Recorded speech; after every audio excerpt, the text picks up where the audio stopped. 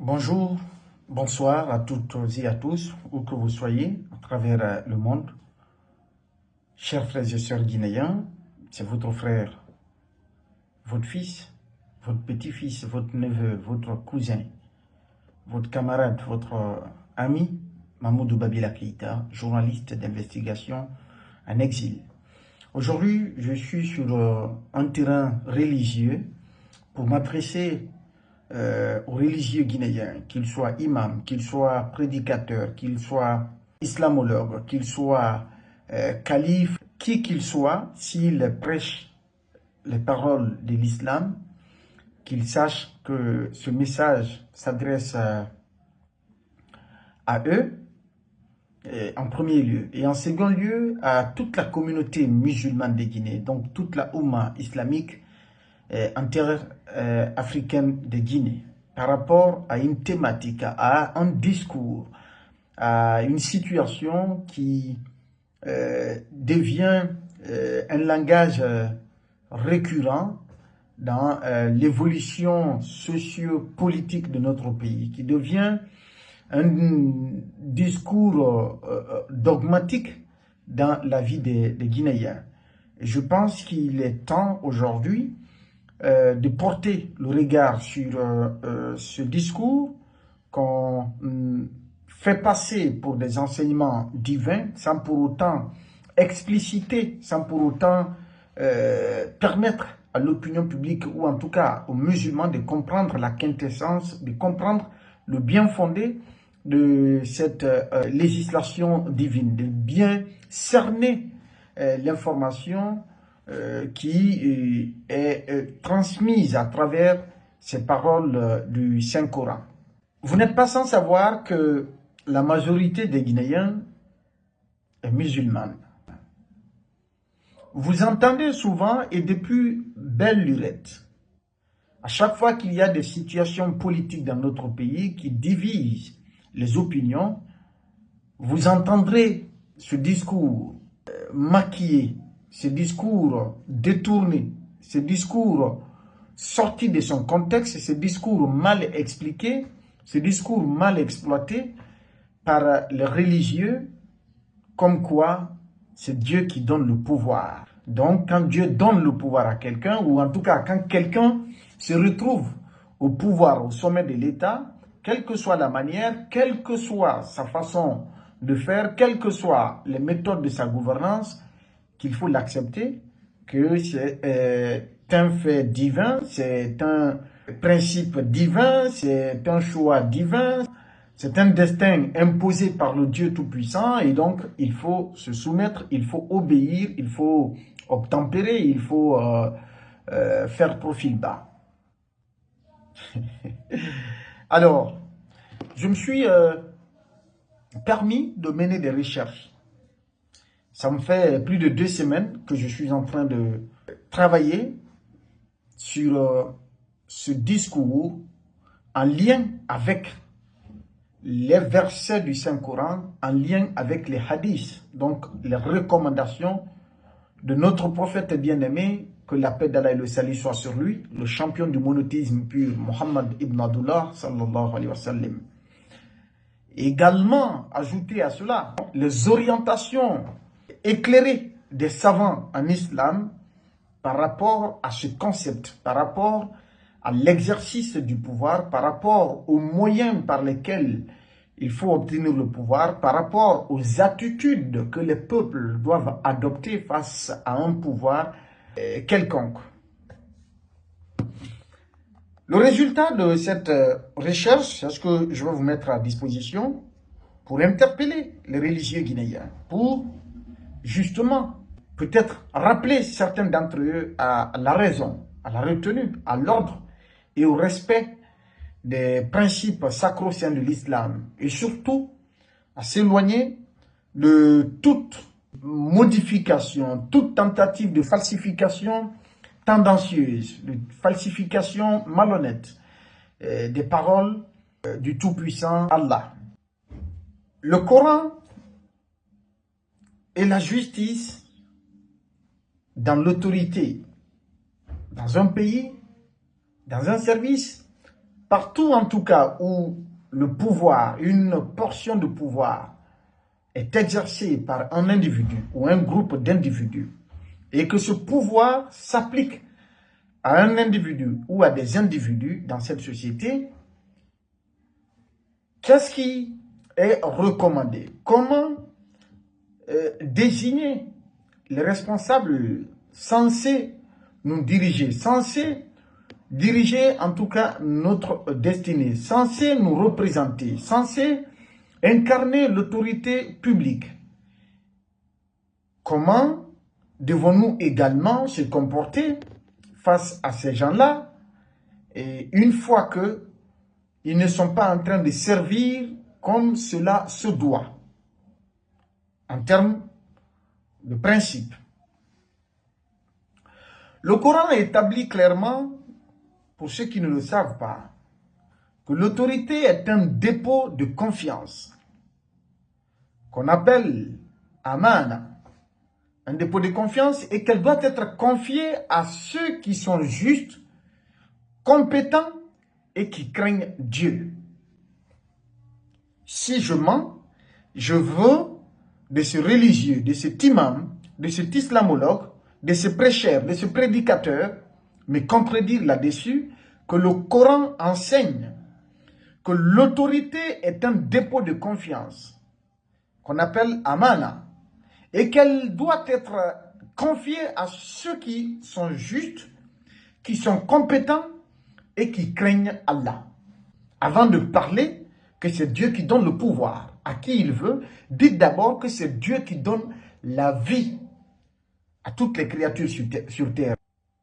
Et pour que cette vie nous soit ôtée, il faudrait bien que ce soit par celui-là même qui nous a donné cette vie-là, ou que ce soit fait selon ses prescriptions divines. Donc, le pouvoir qui est donné par Dieu, c'est le pouvoir qui est obtenu selon les principes ou selon la législation divine. Ce que Dieu lui-même, il dit par rapport à l'octroi ou par rapport à l'obtention du pouvoir, n'importe quel pouvoir qui ne s'inscrit pas dans le cadre de cette législation sacrée, de cette législation de la divinité, ce pouvoir n'est pas un pouvoir divin. Le pouvoir, c'est à Dieu. La vie, c'est à qui? Vous êtes enclin à toujours véhiculer ce message. C'est Dieu qui donne, c'est Dieu qui donne, c'est Dieu qui donne. Maintenant, qu'est-ce qu'il y a sur terre que Dieu ne donne pas? La vie que vous avez, qui vous l'a donnée? Vous vous nourrissez, qui vous nourrit? Vous tombez malade, vous vous soignez. Qui est le médecin suprême? Qui nous soigne? C'est pas Dieu qui donne la santé? C'est pas Dieu qui donne la richesse? C'est pas Dieu qui donne la pauvreté? C'est pas Dieu qui donne le malheur? C'est pas Dieu qui donne le bonheur? Et pourquoi être là toujours à dire c'est Dieu qui donne le pouvoir? Pourquoi concentrer l'essentiel de vos communications sur cet aspect-là? Parce que tout simplement, c'est un aspect politique.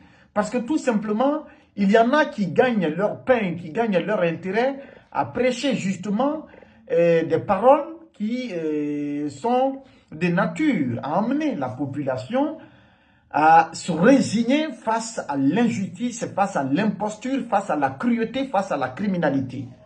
Ce n'est pas ce que Dieu nous dit, nulle part dans le Coran. Et aujourd'hui, nous allons le démontrer. Et je mettrai quiconque au défi, n'importe quelle religion, en tout cas sur la terre guinéenne, de dire le contraire de ce que je vais révéler ici. Il faut qu'on arrête un peu. Trop, c'est trop. Arrêtons de nous servir de l'analphabétisme des gens. Arrêtons d'abuser de la confiance des gens. Arrêtons de transformer l'islam pour votre cause personnelle, pour servir la cupidité. Arrêtez de vous servir de l'islam pour assouvir vos sales besognes. Ceux qui le font, bien entendu. Je ne dis le nom de personne. Ceux qui se prêtent à ces jeux-là, c'est à eux que je m'adresse. Allah nous commande de rendre les dépôts à leur ayant droit.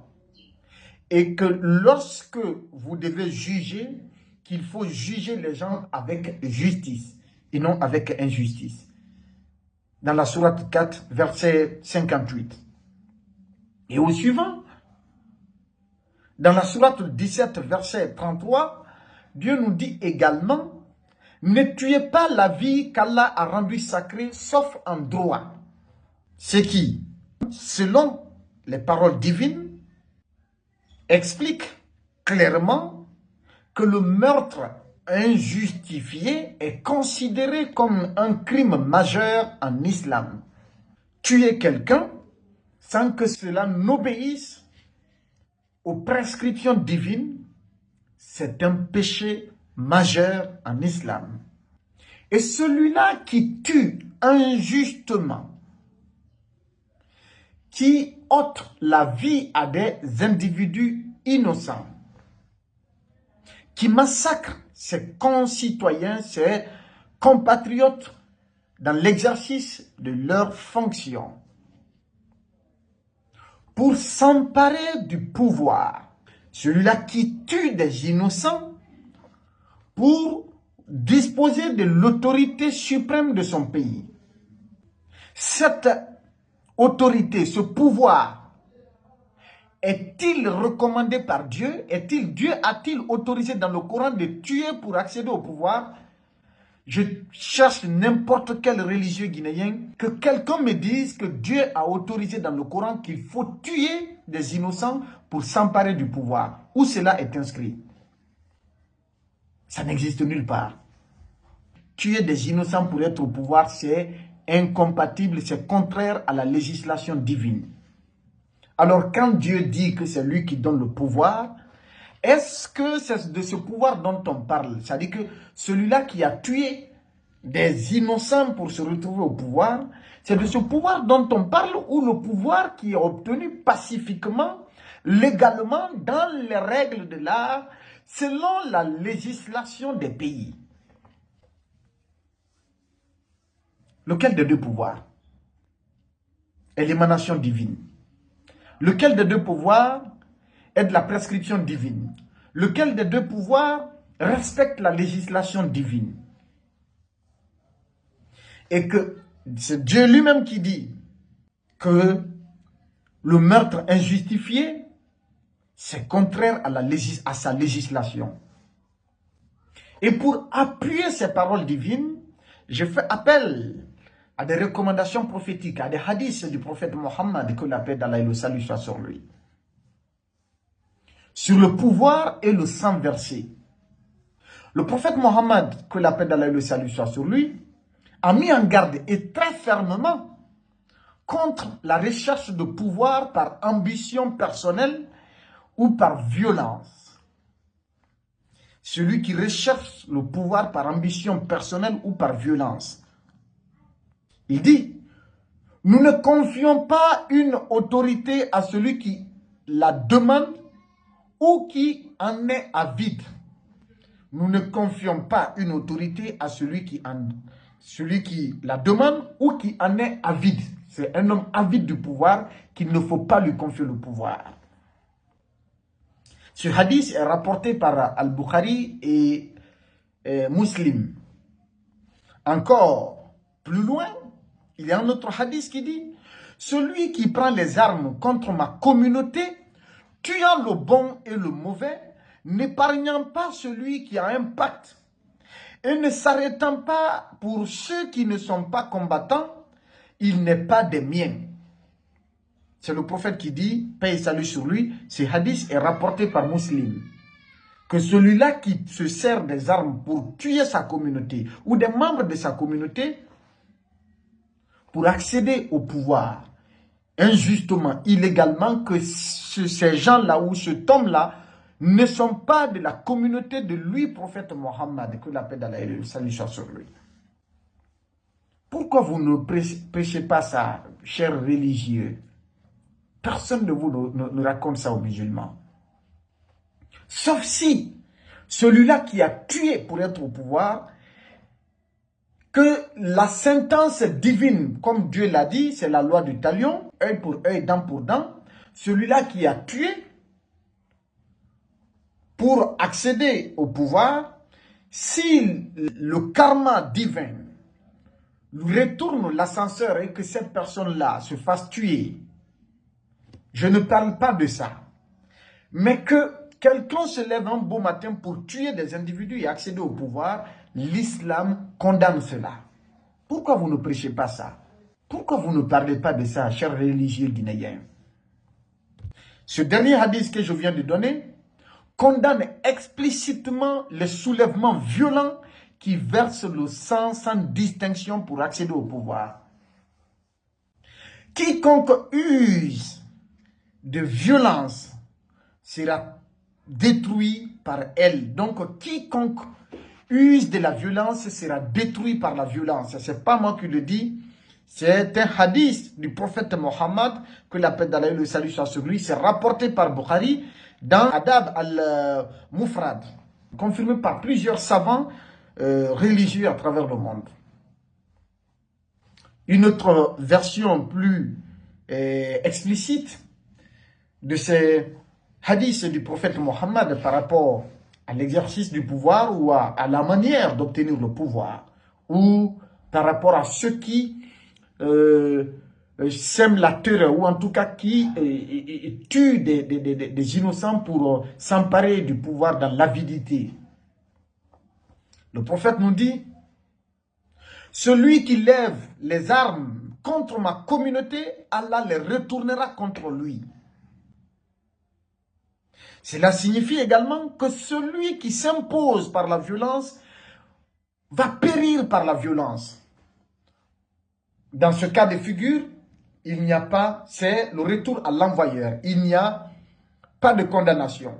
C'est-à-dire que celui-là qui règne par la violence, si cette personne périt également par la violence, ça, c'est sa récompense la plus méritée que la personne a eue, selon les hadiths du prophète. Mais il ne faut jamais être le précurseur du mal. Si ce mal n'avait pas été précédé, c'est-à-dire n'est pas l'équivalent, ou plus, en tout cas la récompense pour la personne qui subit le mal. Si cette personne avait commis le même mal pour se retrouver à ce niveau-là, que vous veniez lui faire subir le même mal qu'il a fait subir à d'autres, ça c'est une récompense juste qui lui est attribuée avant la grande récompense à l'au-delà. C'est-à-dire, quand quelqu'un fait du mal et qu'on le fasse payer ce mal-là, c'est une récompense juste. Quand quelqu'un tue et qu'on le tue, c'est-à-dire quelqu'un tue injustement et qu'on le tue, c'est sa récompense juste. Quand quelqu'un fait des abus et qu'on le fasse subir également des abus, c'est sa récompense juste. Quand quelqu'un fait la violence et qu'on le fasse subir également de la violence, c'est sa récompense juste. Mais quelqu'un qui n'a jamais usé de cela, de la violence, de la barbarie, des tueries, des assassinats, sans que cela ne soit dans les limites de la législation divine, cette personne n'est pas de la communauté du prophète Mohammed. Cette personne n'agit pas selon la législation de l'islam. Eh bien, pourquoi voudrait-on imposer à la communauté musulmane le respect des autorités qui ne sont pas en droite ligne avec la législation divine, avec les recommandations prophétiques au nom de l'islam? C'est-à-dire se servir de l'islam pour emmener la communauté musulmane à accepter un mal qui ne s'inscrit pas dans les recommandations de l'islam. Un mal qui viole d'amont en aval toutes les prescriptions religieuses. Pourquoi? Pourquoi voudrait-on faire cela? Et les savants classiques en islam qui se sont exprimés sur cette même thématique, comme Al-Ghazali, comme Ibn Tamiya ou encore Al-Mawardi, dans les lignes de Al-Hakam Sultaniya, tous ces savants-là affirment que le pouvoir ne peut être légitime que lorsqu'il est fondé sur le consentement qu'on appelle Baïa et la justice. Le pouvoir ne peut être légitime que lorsqu'il est fondé sur le consentement et sur la justice. Donc, un pouvoir qui n'est pas fondé sur le consentement et sur la justice, donc un pouvoir qui n'est pas l'émanation souveraine, un pouvoir qui n'agit pas dans la justice, ce pouvoir n'est pas légitime selon les prescriptions de l'islam. Pourquoi vous n'enseignez pas ça? Et il est même dit également par ces savants que même en période de fitna, c'est-à-dire en période de trouble, de guerre, que la prise de pouvoir par la manière illégitime est condamnée, surtout si elle implique le meurtre ou l'injustice manifeste. Pourquoi vous n'enseignez pas ça, chers religieux? Pourquoi? Ce n'est pas moi qui le dis. Les savants contemporains en islam, Cheikh Al-Qaradawi, et puis Cheikh Ibn Baz et Cheikh Mohammed Al-Ghazali, tous ces savants également du monde contemporain de l'islam ont explicitement dénoncé les coups d'État militaires, notamment dans le monde musulman. Selon ces savants, prendre le pouvoir par les armes en versant le sang est un péché grave. Sauf, comme je l'ai dit, si c'est le retour à l'envoyeur. Parce que le prophète le dit, le mal appelle le mal. C'est-à-dire que celui qui règne par la violence périra par la violence. Celui qui prend des armes contre sa communauté, que Dieu retournera ses armes contre cette personne-là. Et donc, quand c'est cette récompense de œil pour œil, dent pour dent, je ne parle pas de ça, mais être le précurseur du mal, c'est de ça on parle. Ce qui n'a jamais existé, que quelqu'un soit là à instaurer ce principe du mal dans l'injustice sur le sang des innocents, c'est illégal, c'est illégitime. L'islam ne reconnaît pas ça. Un dirigeant qui tue pour accéder au pouvoir n'a aucune légitimité islamique. Vous ne parlez pas de ça. Vous êtes en train d'amadouer, de manipuler la conscience des fidèles musulmans qui vous suivent comme des je ne sais quoi. L'islam condamne fermement la prise du pouvoir par la force lorsque cela implique la violence, le meurtre ou la terreur. Le pouvoir est une responsabilité morale, pas un but à atteindre par les armes. Encore une fois, sauf si c'est pour faire payer à quelqu'un ce qu'il a déjà sémé dans la vie des autres. Le retour à l'envoyeur. C'est l'islam qui le dit. Le pouvoir est une responsabilité morale, pas un but à atteindre par les armes. Le sang d'un innocent est plus grave aux yeux d'Allah que la destruction de la Kaaba. Verser le sang d'un innocent est plus grave pour Allah que la destruction de la Kaaba. Ce sont les hadiths qui le disent, ce n'est pas moi. Que dire alors d'un pouvoir bâti sur des massacres, un pouvoir qui règne par des tueries, un pouvoir qui règne par la criminalité, un pouvoir qui règne par des assassinats, qui règne dans l'injustice, dans la violence, dans le mensonge. Que dire donc d'un tel pouvoir? Ceux-là qui oppriment ou qui gouvernent par l'injustice, selon l'islam, subissent tôt ou tard le retour de bâton. Je me répète, ceux-là qui oppriment ou qui gouvernent par l'injustice subissent tôt ou tard le retour du bâton. Allah le promet, ce n'est pas moi qui le dis, c'est Allah, le Seigneur des cieux, le propriétaire de l'univers. C'est lui qui le promet que le mal revient toujours à celui qui le fait. Le mal revient à celui-là qui fait le mal. C'est pourquoi d'ailleurs Ibn Taymiyyah et Ibn Al-Qayyim et tout récemment, Cheikh Albani ont affirmé ceci, que la fin de l'injustice est la ruine.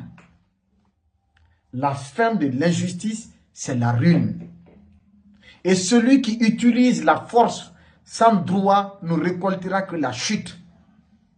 Celui qui utilise la force sans droit ne récoltera que la chute. Ce n'est pas moi qui le dis. Ce sont les savants en islam. Et vous ne parlez pas de ça. Vous ne parlez pas de ce que l'islam enseigne par rapport à l'injustice. Vous ne parlez pas de ça. Allah est juste. Allah est sage. Depuis le 5 septembre 2021, la Guinée vit sous un régime qui s'est imposé par coup d'État militaire sanglant. Un coup d'État qui, à son avènement, a promis la justice, la refondation et la rupture avec les anciennes pratiques du passé. Le peuple a accueilli cette transition avec les deux bras.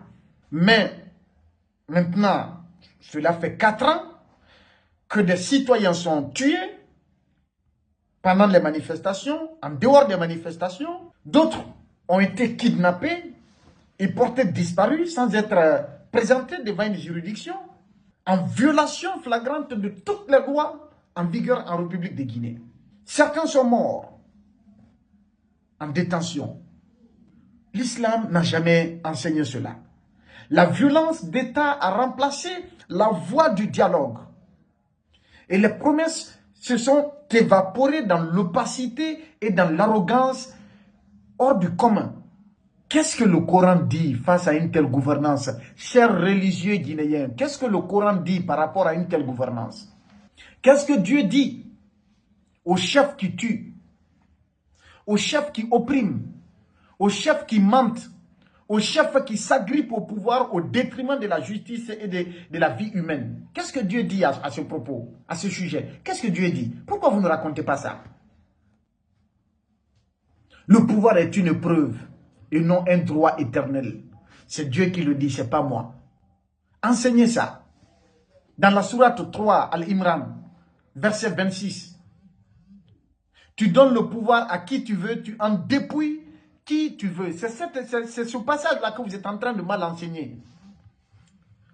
Dieu donne le pouvoir à qui il veut et il dépouille cette personne de ce pouvoir-là quand il veut. Mais ce n'est pas par les armes. Dieu parle de l'octroi du pouvoir par la manière que lui, il a recommandé. Parce que nulle part dans le Coran, Dieu a dit que vous pouvez tuer pour prendre le pouvoir. Dieu a dit que vous pouvez régner dans la terreur, que vous pouvez instaurer la terreur et l'injustice contre votre peuple. Nulle part dans le Coran, Dieu parle d'un pouvoir qui s'est acquis légalement dans la justice et sur la voie qui se trouve être celle inscrite en droite ligne de la législation divine, de la législation du Coran et des recommandations du prophète Mohammed, que la paix d'Allah et le salut soient sur lui. Pourquoi vous ne racontez pas ça aux musulmans? Gouverner, cela exige la justice et l'équité, selon l'islam. Qu'est-ce qui se passe aujourd'hui en Guinée? Le CNRD s'est engagé à refonder l'État, rendre la justice, réconcilier la nation. Mais lorsqu'on reprime dans le sang, lorsqu'on emprisonne des innocents sans procès, lorsqu'on fait disparaître des citoyens pour leur opinion, lorsqu'on bloque l'exercice des libertés publiques que Dieu nous a gratifiées, on a trahi la confiance divine. On a trahi les prescriptions du Coran, on a trahi les recommandations du prophète Mohammed, que la paix d'Allah et le salut soit sur lui. Il faut le dire clairement. Je veux bien voir des religieux qui me diront le contraire de ce qui est en train d'être dit. Dieu ne bénit pas un pouvoir construit sur le sang des innocents. Nulle part dans le Coran, ça n'existe pas. Dieu ne bénit pas un pouvoir qui est construit sur le sang des innocents. C'est impossible. Dieu ne se contredit pas. C'est lui qui le dit. Vous voulez quoi alors, vous, religieux? Parce que vous êtes vous êtes à la mangeoire, on vous met des trucs dans les poches, on vous donne... La hawla wa la quwwata illa billah l'aliyyul azim. Où allons-nous avec ça? Dieu dit dans la sourate 5, verset 32, quiconque tue un être humain, c'est comme s'il a tué l'humanité tout entière. Tuer injustement un être humain, c'est comme si la personne a tué l'humanité tout entière. Vous racontez ça aux chefs, aux dirigeants, pour qu'ils comprennent que la vie humaine est sacrée. Où est Sadiba Koulibaly? Où est le colonel Célestin? Docteur Djoubaté de Cancan, où est-il? Les deux garçons de colonel Pivi, où sont-ils qui ont été arrêtés le jour de leur évasion à la maison centrale? Où est Fonike? Où est Bilo? Où est M. Sadou Nimaga? Où est Habib Marwan? Où est El Sisi, Moussa Mara? Où est Ramatoulaye Kolon? Où est Djeriman Kouyaté? Où est le sergent ou chef Souma qui a sauvé un enfant dans l'incendie à Yimbaya en 2019 ou 2018? Où sont-ils? Et d'autres également, où sont-ils? Aucun pouvoir ne peut se justifier s'il se fonde sur le meurtre, sur la peur et l'humiliation du peuple. C'est Dieu qui le dit. Aucun pouvoir ne peut se justifier s'il se fonde sur le meurtre, la peur et l'humiliation du peuple. C'est Dieu qui le dit. Pourquoi vous n'enseignez pas ça à nos chefs, aux autorités guinéennes, chers religieux? Le Coran interdit de soutenir l'injustice. Pourquoi vous ne parlez pas de ça? Parce que Dieu dit dans la sourate 11, verset 113, « Ne vous penchez pas vers les injustes, de peur que le feu ne vous touche. » Ne vous penchez pas vers les injustes, de peur que le feu ne vous touche. C'est Dieu qui le dit. Ce verset est un avertissement pour les religieux, les intellectuels, les leaders d'opinion. Celui qui bénit un régime oppresseur devient complice de l'oppression. C'est Dieu qui le dit, ce n'est pas moi qui le dis. Pourquoi vous ne prêchez pas ça aux populations? Pourquoi vous ne dites pas cette vérité-là aux chefs, aux autorités guinéennes? Pour que s'arrête enfin cette chienlit, pour que ces assassinats s'arrêtent, pour que cette oppression s'arrête, pour que la répression s'arrête, pour qu'on arrête de tuer des innocents, pour que le pays retrouve le chemin du salut, de la vérité, de la justice sociale. Pourquoi? Trop, c'est trop. Il faut que cela s'arrête désormais. Dieu dit également que les peuples doivent résister à l'injustice pacifiquement mais fermement. Ce n'est pas moi qui le dis. La sourate 13, verset 11. En vérité, Allah ne change pas l'état d'un peuple tant qu'il ne change pas ce qui est en eux. Changer le mal qui se trouve en nous, il faut qu'on change ce mal-là pour que Allah change l'état de notre pays. Et ce mal-là, vous-même religieux, vous constituez le mal de ce pays parce que vous êtes en train de mal enseigner l'islam. Vous êtes en train de mal prêcher les paroles divines. Le peuple de Guinée ne doit pas se résigner face à l'injustice. Je ne dis pas que le peuple doit agir dans la violence. Dieu l'interdit. Dieu l'interdit. Je ne l'autorise à personne. Mais qu'aucun peuple ne doit se résigner face à l'injustice. Qu'il faut combattre l'injustice pacifiquement, mais fermement. Avec fermeté donc. Ça, c'est par le biais des manifestations, des dénonciations. Mais ceux qui dénoncent sont pourchassés, sont arrêtés, kidnappés et portés disparus. On interdit aux gens de manifester, de s'exprimer, d'exprimer leur liberté, d'exprimer leur opinion, leur pensée. Le peuple de Guinée doit résister par la parole, par la vérité, par le droit, sans haine, mais avec fermeté et courage. Car se taire devant l'injustice, c'est légitimer la tyrannie, nous enseigne l'islam. Ce n'est pas moi qui le dis. Pourquoi vous ne racontez pas ça? Se taire face à l'injustice, c'est légitimer la tyrannie. Quand Pharaon s'est rébellé, sourate 79, verset 17. Allez vers Pharaon, il s'est vraiment rébellé. Quand Dieu ordonna à Moïse d'aller combattre Pharaon, mais pacifiquement, mais avec la vérité. Il l'a combattu avec la vérité, avec la foi et le courage. Nous, Guinéens donc, nous devons parler avec force et foi aux puissants du moment et aux juges corrompus et malhonnêtes qui sont en train de servir la cause de l'injustice, de la tyrannie, de la barbarie. Il faut dénoncer par la vérité, par le courage, par la force du verbe. Il faut dénoncer. Il faut se dissocier du mal, de l'injustice. Le pouvoir n'excuse pas l'injustice.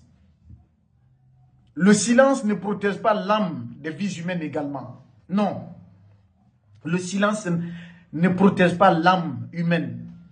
Il faut parler pour la protection de l'âme humaine, pour la protection de la justice. Il faut dénoncer. Il faut agir avec courage et fermeté pour dire trop, c'est trop. C'est injuste, c'est illégal. Vous le savez, vous religieux. Crime majeur, tuer des innocents, c'est un crime majeur. Sourate 5, verset 32, vous le savez. Reprimé par la violence et condamné par la sourate 28, verset 4. Mentir au peuple est interdit par la sourate 2, verset 10.